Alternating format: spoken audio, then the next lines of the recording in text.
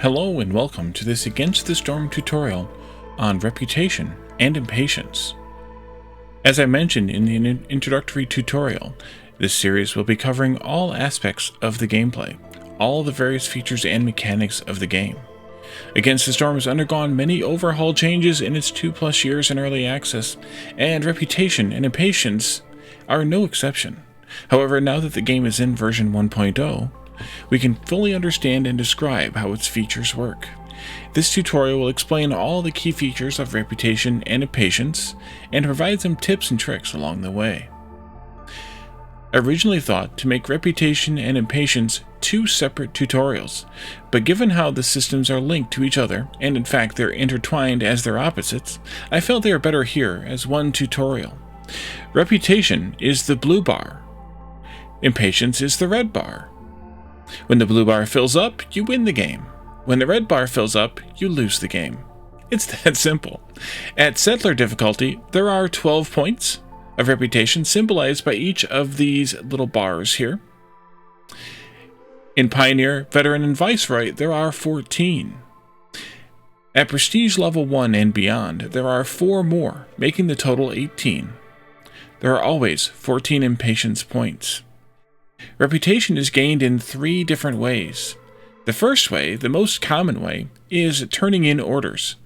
On Settler, there are 12 orders. You can see those here. That steps down to 11 on Pioneer, and then down to 8 or 9 eventually on Viceroy. I don't believe it goes below that, though, in the Prestige ladder. Each order turned in gives 1 reputation point, which you can see as by the symbol here. I've turned in 3, so that's why I have 3 reputation points down here. As you can see by mousing over the bar, it shows that I have 3.01 reputation points. It also shows here a higher resolve, which gives plus 0.07 per minute, which we'll get to in a little bit. The impatience is at 1.25 and shows a gain of 0.19 per minute. We'll get to that in a moment as well. The second way to gain impatience or reputation points is by collecting tokens, usually from opening caches or completing other glade events. There are 3 levels of caches: small, medium, and large. They all basically work the same in that within each cache you have 2 choices. You can take some goods and or perks that you can send those goods to the Citadel in exchange for reputation and amber. A small abandoned cache will give you 0.5 reputation points, a medium abandoned cache will give you 0.75, and a large abandoned cache will give you 1.0 reputation points in exchange for some tools, and you'll also get the amber, or you can choose to keep the goods and forego the reputation gain. The second and a half way to gain reputation, I classified this one with the caches and other glade events because it's a little less common, is buying reputation tokens from a trader. This is the same kind of functionality as the caches in that you're directly trading goods for reputation. I don't have a trader to demonstrate this with, but the trader's window, which I have a tutorial later in this series on that, has a lower area where you can buy things like perks and blueprints. Sometimes the traders also have reputation.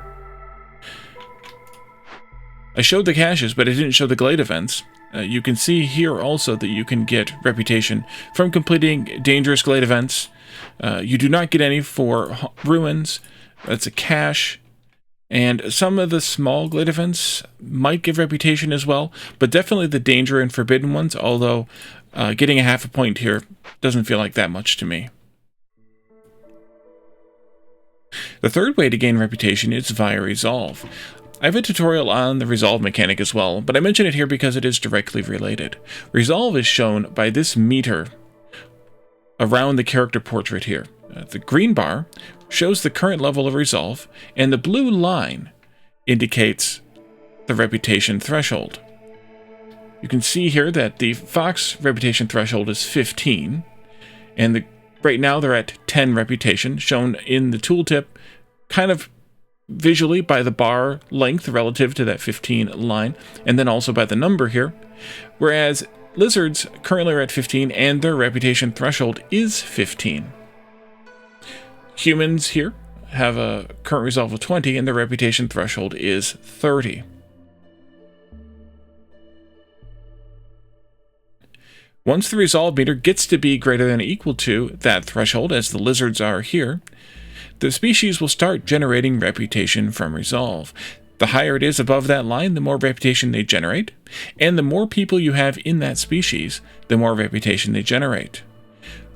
When that happens, you'll have a value like shown here of high resolve of something that's greater than 0 reputation per minute. In this case, that 0.07 for the 3 lizards we have, and the at the threshold current level. Also, when that happens, the reputation bar will start moving on its own, just as the impatience bar moves on its own. And that's where that 0.7 comes from there also. Now on to impatience. There are several ways to gain impatience in the game. The first and most primary is time. Just by playing the game, you gain some amount of impatience per minute, shown there. This number here has been somewhat modified by the upgrades tree, and the Obsidian Archive building in the upgrades tree that reduces the Queen's impatience gain per minute. So if you're concerned about your impatience gain, that is a good place to target some of your Citadel resources. Once the bar reaches the maximum of 14, you will lose the game. However, you can also mitigate that a little bit by using another perk in the upgrades tree called Last Stand. For each purchase, quote-unquote, of Last Stand, there are 3 of them, you can gain an additional 30 seconds to lower the reputation before you actually lose the game. Probably the second most common source of impatience, beyond time spent, is villagers dying or leaving. By default, the Queen will notice those deaths or abandonments, and will penalize you with impatience. There's a forest mystery that is available, one of the green ones, like these here, that is in effect during the drizzle, where for anybody who leaves or dies, the Queen basically ignores, thanks to busyness or disinterest in your town due to other pressing matters. So if you have that, then you have less to worry about with abandonments and deaths, assuming they happen in the drizzle season. There may also be other perks and cornerstones that affect impatience in the same way. The third way to gain impatience is via glade events. Most dangerous or forbidden glade events will have a timed penalty here. If you don't solve the glade event within a certain amount of time, you'll gain 1 impatience point for some of those glade events. So keep an eye out for those if your impatience is already high. You'll see that impatience point here where this currently small miasma cloud is. The fourth way is via traders. You can summon a trader immediately for the penalty of 1/2 of an impatience point, and I believe this increases with each time you use it.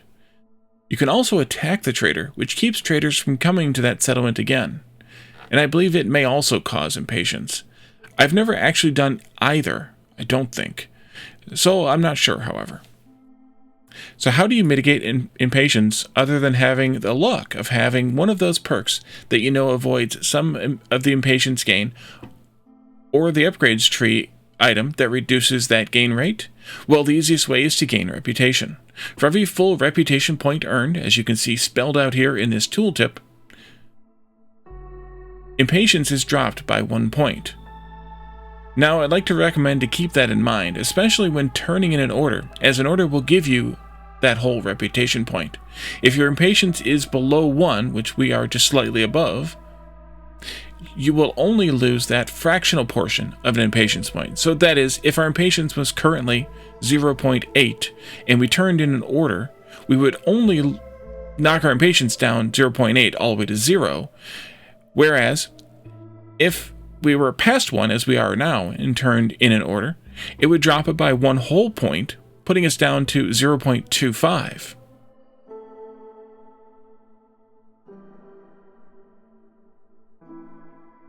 So I recommend you wait until you have at least 1 whole point of impatience before turning in an order and gaining that 1 reputation point, as you will not get the full benefit on the impatience side. Note that there is also a forest mystery that keeps you from decreasing your impatience by turning in orders during the storm at or above the specified hostility level. I don't believe I have that in this test game. If you have this particular forest mystery, make sure that you save your order's turn-ins for the drizzle or clearance seasons so that you are able to gain the full benefit of that additional reputation point. That is, the decrement of the impatience portion of gaining that reputation point. On the other hand, having a high impatience is actually very beneficial because the Queen's impatience causes you to have less hostility. Check out my tutorial on the hostility system for more information about that, but suffice it to say, the Queen's impatience causes a reduction in hostility per whole point of current impatience. In this case, I have 1 whole point plus a little bit of extra, so I get 15 times, no, I get 10 times 1 times 1.5 because I'm playing on Pioneer, which is 15 points subtracted from our total hostility. If it wasn't for that 1 impatience point, I would actually be at hostility level 1 right now, but because of that, it has brought me down to hostility level 0. So you might think that impatience being low is best. In fact, until the very end of the settlement, high impatience is actually best. Just not too high or you'll lose. Then, at the end of the settlement, part of your score is calculated based on how many impatience points you don't have. If you don't have any impatience at the very end of the settlement, you get the most score from that system, 14 points. Whereas if it's very high, you'll get the least amount. So you kind of have to balance things a little bit if you're trying to min-max. That pretty much covers everything about reputation and impatience in the game. The remaining tutorials in this series will cover the other aspects of the game, as I mentioned at the beginning. I want to thank you all for watching. If you have any questions or comments, please leave those in the comment section below, or join me on Discord, the link is in the description below, and discuss the game with me there. If there are aspects of reputation and impatience that I didn't cover properly, please let me know, and I will add pinned comments to the video with any supplemental content. If you have any suggestions for other tutorials, feel free to leave those as well. I will also be starting the game over, and actually indeed already have, with a fresh save in a new Let's Play series, so you can see some practical use of the reputation and impatience systems in that series. Thank you all for watching, and I will see you next time. Bye for now.